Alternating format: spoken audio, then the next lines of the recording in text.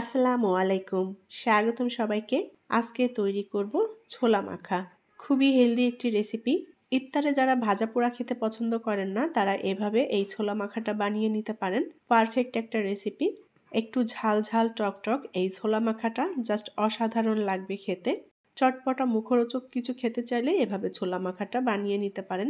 এই ছোলা মাখা তৈরি করাও খুবই সহজ, ঘরে থাকা উপকরণ দিয়েই তৈরি করে নেওয়া যাবে। তাহলে চলুন আজকের ছোলা মাখা কিভাবে তৈরি করি সেটা দেখে নেই। প্রথমে একটা মিক্সিং বলে আমি সেদ্ধ ছোলা নিয়ে নেব। ছোলাটা আগে থেকেই সেদ্ধ করে নিয়েছি আর ছোলাতে সামান্য লবণ দিয়ে সেদ্ধ করেছিলাম। ছোলা একদম নরম করে সেদ্ধ করতে হবে। এখানে 2 কাপ পরিমাণ সেদ্ধ ছোলা নিয়েছি। এবার নিয়ে নেব মটরশুঁটি এবং গাজর। গাজরটা লম্বা কুচি করে কেটে নিয়েছি আর মটরশুঁটি গাজর একসাথে সেদ্ধ করে নিয়েছি।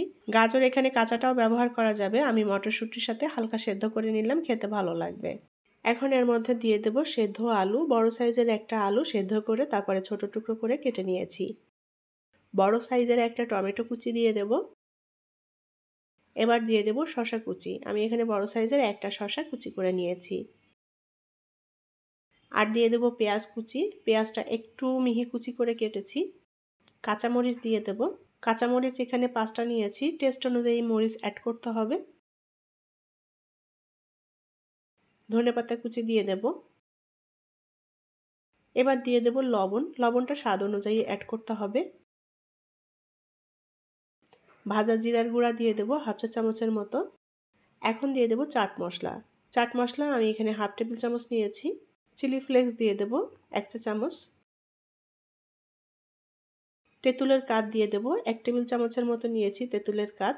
টক যে যতটা খেতে পছন্দ করেন সেভাবে তেঁতুলটা অ্যাড করতে হবে।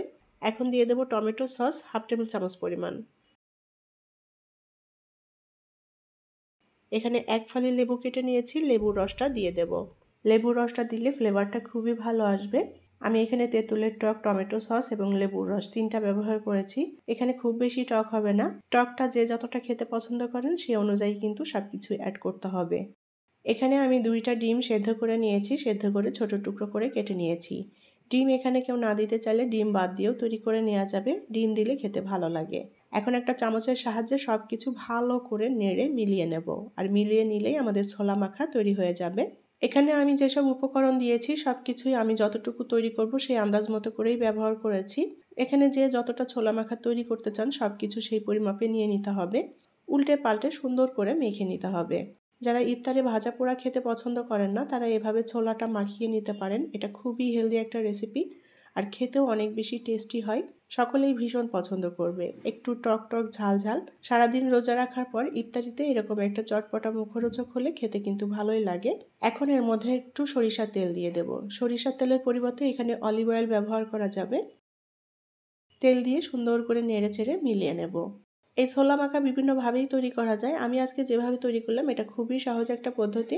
ছোলা যদি আগে থেকে সেদ্ধ করা থাকে তাহলে এই ছোলা মাখাটা তৈরি করতেও কিন্তু একেবারে সময় লাগে না। মাত্র 5-6 মিনিটের মধ্যে তৈরি করে নেওয়া যাবে। উল্টে পাল্টে সুন্দর করে ছোলাটা মেখে নিয়েছি। আমাদের ছোলা মাখা তৈরি হয়ে গিয়েছে। এখন এটা পরিবেশন করব।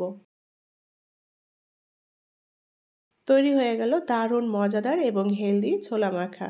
ইফতারে এরকম একটা ছোলা মাখা হলে আর কিছুই লাগবে না।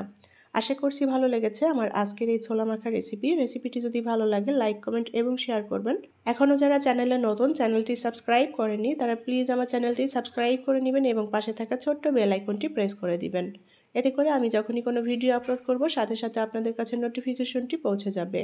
আশা করছি ভালো লেগেছে আমার আজকের রেসিপিটি যদি ভালো লাগে তাহলে লাইক, কমেন্ট এবং শেয়ার করবেন। পরবর্তী রেসিপি দেখার আমন্ত্রণ জানিয়ে আজকের মতো বিদায় নিচ্ছি। সবাই অনেক অনেক ভালো থাকবেন এবং আমাদের জন্য দোয়া করবেন। আল্লাহ হাফেজ।